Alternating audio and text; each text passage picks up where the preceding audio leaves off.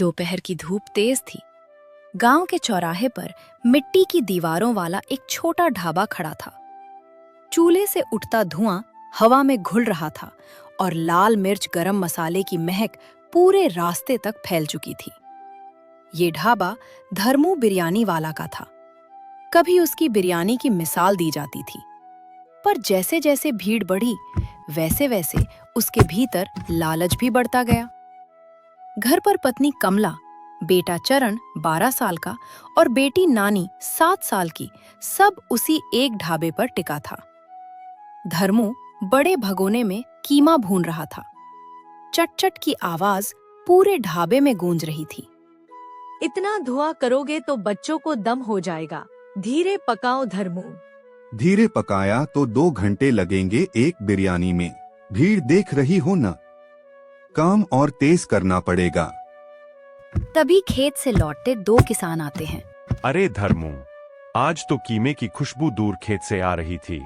क्या मिलाया है? धर्मू के होठों पर अजीब सी मुस्कान। बस बढ़िया मसाले डाले हैं, आज नई रेसिपी है।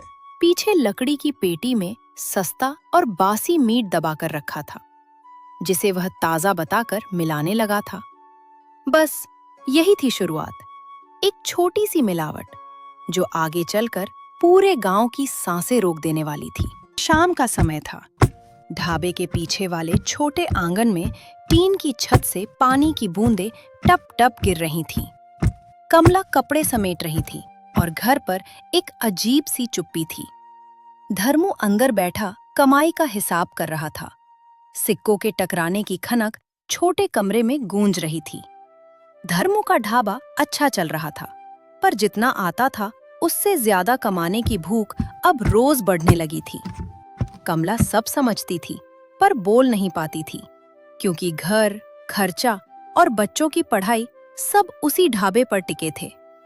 धर्मू ने गुस्से में हिसाब की डायरी जोर से पटक दी। सारा दिन खट के आता हूँ और घर में पैसे फिर कम पड़ जाते हैं। ये खर्चा इतना बढ़ कैसे गया?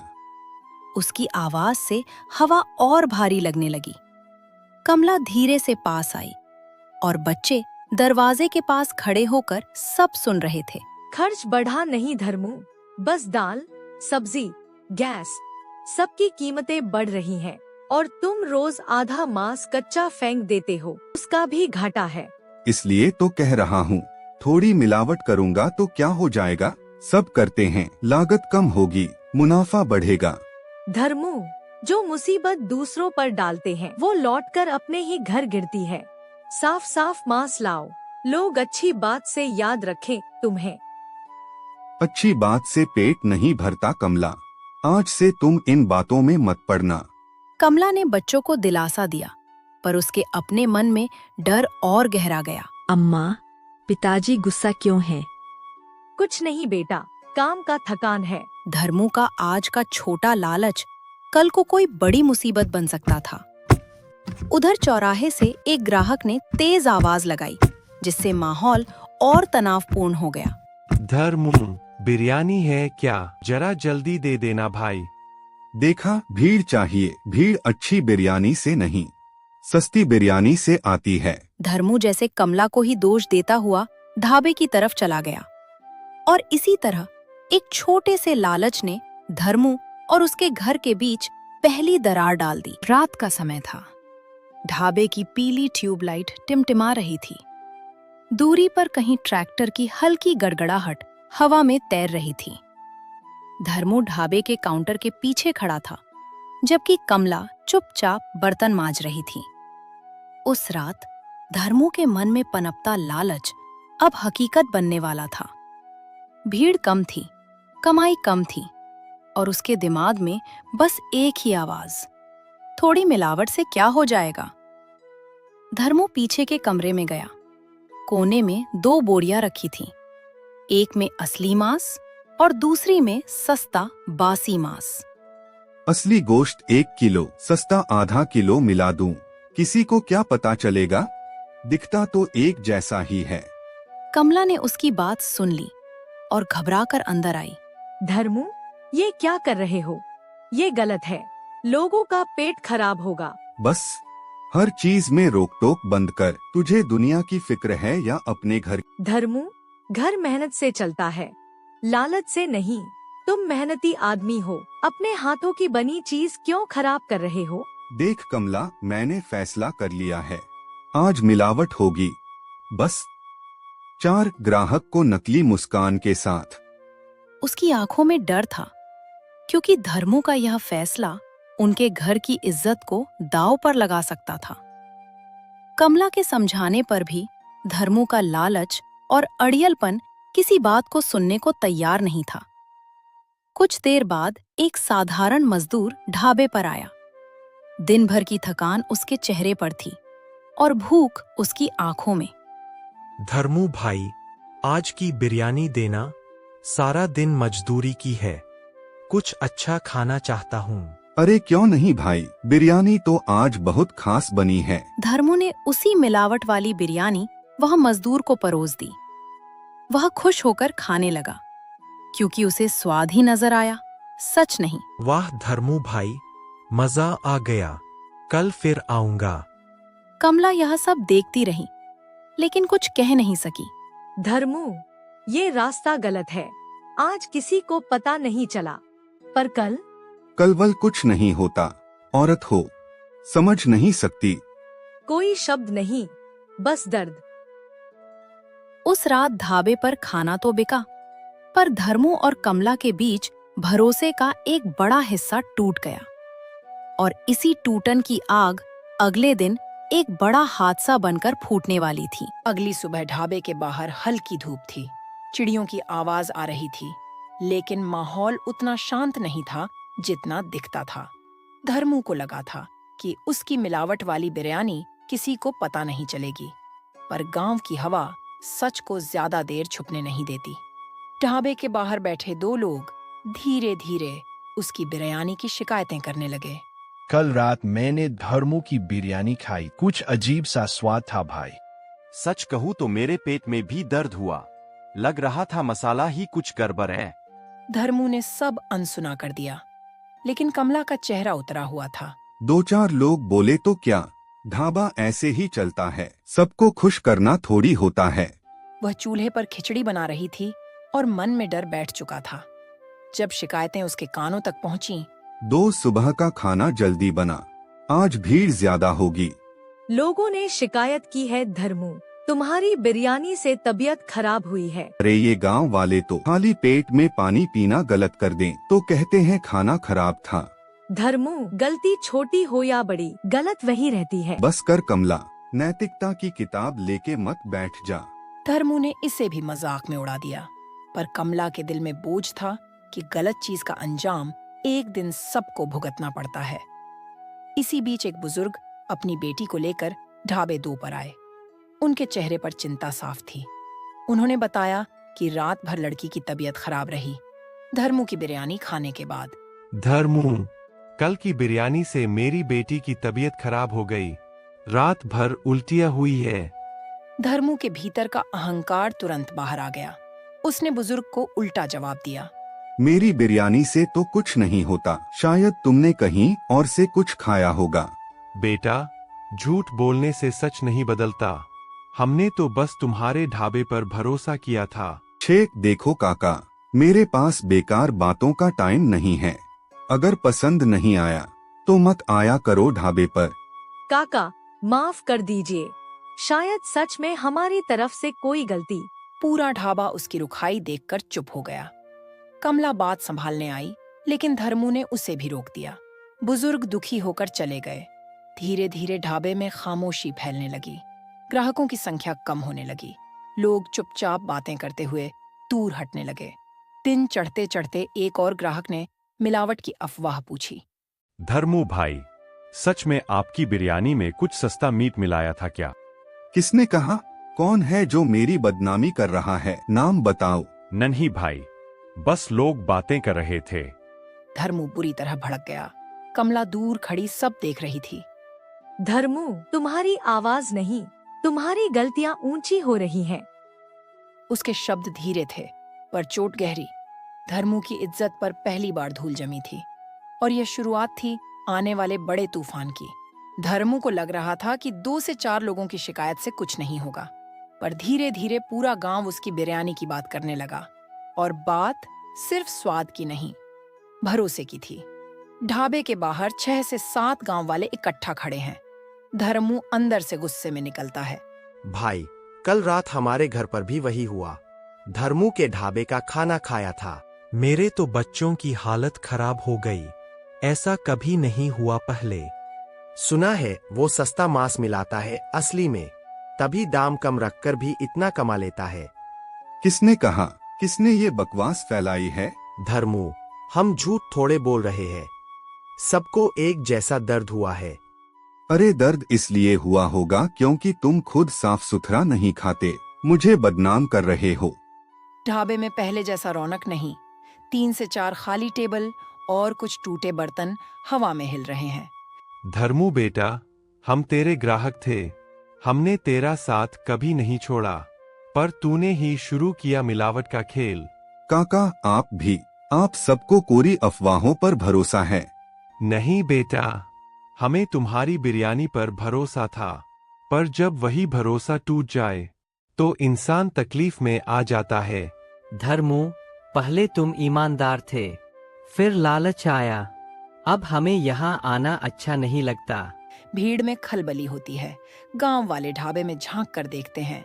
खाली कुर्सियां, अनछुए बर्तन और कोने में बैठी कमला, जिसका चेहरा उतर चुका है।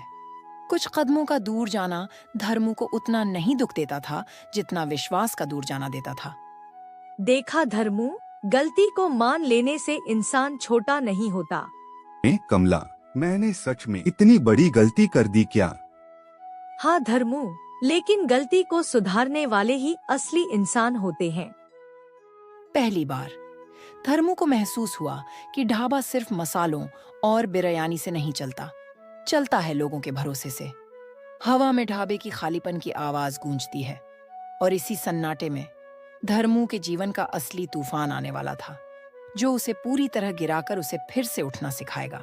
ढाबे के बाहर अंधेरा उतर चुका है। हवा में धूल उड़ रही है। ढाबे के अंदर एक ही लालटेन जल रही है, जिसकी लौ कांप रही है, बिल्कुल धर्मू के मन की तरह। दिन भर की बहस, बदनामी और लोगों का दूर जाना, सब धर्मू पर एक साथ टूट पड़ा था। यह सिर्फ ग्राहक नहीं थे, यह उसका गर्व, उसकी रोजी रोटी, उसका नाम था। कुछ देर तक दोनों के बीच खामोशी रहती है। तवे पर पड़े पानी की बूंदें सिसकने लगती हैं। कमला, क्या सच में मैं इतना बुरा बन गया हूँ? बुरा इंसान कोई पैदा नहीं होता धर्मू, पर लालच इंसान को अंधा कर देता है। याद है, पहले छोटे छोटे बर्तन थे, लेकिन मन बड़ा था। हाँ, तब मैं सोचता था कि कम कमाओ, साफ कमाओ। अब ज्यादा कमाने के चक्कर में सब गवा बैठा। अभी भी सब खत्म नहीं हुआ। बस तू गलती मान ले और सही रास्ता पकड़ ले। धर्मू उन पुराने पन्नों को ऐसे छूता है जैसे किसी बीती जिंदगी की यादें हों। ढाबे के बाहर गांव का बुजुर्ग खाट पर बैठा दिखाई देता है, जहां गांव वाले पहले बैठते थे। काका, आप इस समय? घर जा रहा था, सोचा तुझे देखता चलूं। परेशान दिख रहा था। धर्मू बेटा, हम गांव वाले तेरे दुश्मन नहीं है। हमने तेरी बिरयानी सालों खाई है। तू अच्छा था, पर गलत संगत में पड़कर गलत कर बैठा। काका, क्या मुझे माफ किया जा सकता है? गलती तेरी बड़ी है, पर दिल साफ हो जाए तो दुनिया छोटी हो जाती है। तू बस सच मान ले, हम सब तेरे साथ खड़े होंगे। कमला दूर से दोनों को देख रही है, उसके चेहरे पर हल्की मुस्कान, जैसे उसे पता था कि धर्मू की असलियत अभी भी जिंदा है। धर्मू की दुनिया पहली बार शोर में नहीं, सन्नाटे में बदली। और उस रात उसने फैसला किया, अगले दिन से सब कुछ बदलना होगा, वरना ढाबा नहीं, उसकी पूरी जिंदगी मिट्टी में बदल जाएगी। सुबह की हल्की धूप, गांव का चौपाल, 4-5 बुजुर्ग खाटों पर बैठे हुए और कुछ औरतें कुएं के पास पानी भर रही हैं। धर्मू के चेहरे पर रात भर जागने का असर साफ दिख रहा है। वह धीरे धीरे चौपाल की ओर बढ़ता है, पैर भारी लेकिन मन पहले से हल्का। कभी जिस चौपाल पर धर्मू हंसते हंसते बिरयानी बांटता था, आज उसी चौपाल पर उसे अपना सिर झुकाकर खड़ा होना था। लो, आ गया धर्मो। आज क्या बताने वाला है? शायद सफाई देने आया होगा। हर कोई गलती नहीं मानता। भाइयों बहनों, मुझे आप सबसे एक बड़ी बात कहनी है। हाँ, मैंने मिलावट की, सस्ता मांस मिलाया और सोचा कि लोग पहचानेंगे नहीं। तो मतलब हम सबका पेट खराब हुआ, बच्चे बीमार हुए और तू रिस्पॉन्सिबल है? भीड़ धीरे धीरे बढ़ती है। भीड़ उसकी बात से हिल जाती है। हाँ, गुनहगार मैं ही हूँ। ना कोई अफवाह थी, ना कोई गलती, सिर्फ मेरा लालच। कमला दूर खड़ी सब सुन रही है।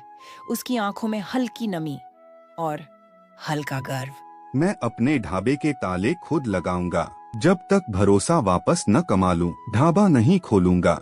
भीड़ में खुसर पुसर होती है। धीरे धीरे माहौल नरम होने लगता है। धर्मू बेटा, गलती को कबूल कर लेना बहुत हिम्मत की बात होती है। हाँ, पर बच्चों की तबीयत खराब हुई है। हाँ, गलती मान ली है, ये भी कम बात नहीं। मैं हर उस घर में जाऊंगा जहां मेरी वजह से किसी को दर्द हुआ। दवा भी दूंगा और दिल से माफी भी मांगूंगा। धर्मू, गांव वाला दिल बड़ा रखता है। तूने गलती की, पर आज तू इंसानियत दिखा रहा है। दूसरा मौका मिलना चाहिए। मैं चाहती हूँ कि हम एक बार फिर धर्मू को साबित करने का मौका दें। वादा है, अब ये आदमी पहले वाला धर्मू बनेगा। उस सुबह चौपाल में फैसला सिर्फ ढाबे का नहीं हुआ, एक इंसान की जिंदगी का हुआ। और पहली बार धर्मू को लगा वो सच में बदल सकता है। 3 दिन बीत चुके हैं। गांव के कई घरों से बर्तन की खनक, बच्चों की आवाजें, मगर ढाबे की तरफ सन्नाटा। धर्मू गांव के हर घर में जाकर माफी मांग रहा है, दवा दे रहा है, हाथ जोड़ता है और कुछ घरों में लोग उसे अंदर बुला भी लेते हैं। कभी जिस धर्मू से गांव वाला डरता था, आज वही धर्मू हर घर की चौखट पर माफी लेकर खड़ा था। दिल जितना बड़ा होता है, लोग उतना ही जल्दी बदल जाते हैं। कमला ढाबे के टूटे बोर्ड को साफ कर रही है। उसकी आंखों में उम्मीद है। देखो, ढाबा फिर से खुलने वाला है शायद। धर्मू ने सबके घर जाकर माफी मांगी है। दिल से लग रहा था उसकी बात। हाँ, मन साफ हो तो बात उतर ही जाती है दिल में। धर्मू बाहर आता है, उसकी आंखों में हल्की सी उम्मीद। धर्मू, आज कोशिश करें, एक बार ढाबा खोल कर देखते हैं। अगर लोग वापस आएंगे तो ही, मैं किसी को मनाकर नहीं बुलाऊंगा। कमला चूल्हा जलाती है। धर्मू चावल धो रहा है। दोनों चुप हैं, पर हवा में नई शुरुआत का एहसास है। कभी कभी बदलाव शोर से नहीं, बस एक शांत सुबह से शुरू होता है। पगड़ी पहने एक बुजुर्ग धीरे धीरे चलते हुए ढाबे में दाखिल होते हैं। धर्मू चौंक जाता है। कमला का चेहरा खिल उठता है। काका, आप? तूने हिम्मत दिखाई बेटा, अब हम भी थोड़ा भरोसा दिखाएंगे। आज की बिरयानी मैं खुद बनाऊंगा। अरे बनाना तो तू ही, हम तो उसी मिट्टी का स्वाद चाहते हैं जिससे तेरा ढाबा मशहूर हुआ था। धर्मू चूल्हे के पास जाता है, धीरे धीरे बर्तन चढ़ाता है। इमली, प्याज, अदरक, गरम मसाला, सब कुछ सुनियोजित। बिरयानी की खुशबू पूरे ढाबे में फैलने लगती है। धीरे धीरे भीड़ बढ़ने लगती है। कुछ और लोग आते हैं, फिर 2-3 महिलाएं, फिर 2 किसान। धर्मू और कमला एक दूसरे को देखते हैं। धर्मू, एक प्लेट इधर भी। मेरे बच्चों के लिए भी दे देना। आंखों में खुशी है। धर्मू की आंखें नम हो जाती हैं। कमला आकर उसके कंधे पर हाथ रखती है। हर टेबल पर लोग बैठे हैं, हंसी की आवाजें और बिरयानी की खुशबू पूरा माहौल भर देती है। कभी रौनक पैसे से नहीं, भरोसे से लौटती है। और आज ढाबा दोनों चीजों से भर चुका था। शाम का समय, हल्की हवा, ढाबा फिर से पुराने दिनों की तरह चमक रहा है। धर्मू आसमान की तरफ देखता है, गहरी सांस लेता है। ढाबे पर लाइटें टिमटिमाने लगती हैं। देखा धर्मू, लोग बुराई नहीं, सिर्फ सच देखना चाहते हैं। हाँ कमला, लालच ने मुझे अंधा कर दिया था, पर तूने मुझे फिर रास्ता दिखाया। अब ये ढाबा लोगों का नहीं, उनके भरोसे का है। गांव वाले हंसते बोलते हुए बर्तन समेट रहे हैं। ढाबा पूरी तरह गुलजार और कहानी पूरी तरह पूरी। धर्मू का ढाबा फिर से चल पड़ा, लेकिन इस बार लालच की वजह से नहीं, इंसानियत की वजह से। कमला और धर्मू कंधे से कंधा मिलाकर ढाबे को आगे बढ़ाते गए। गांव वालों ने उसका भरोसा लौटाया और धर्मू ने उसे संभाला। और इस तरह लालची कीमा बिरयानी वाला अब ईमानदार धर्मू ढाबे वाला बन गया।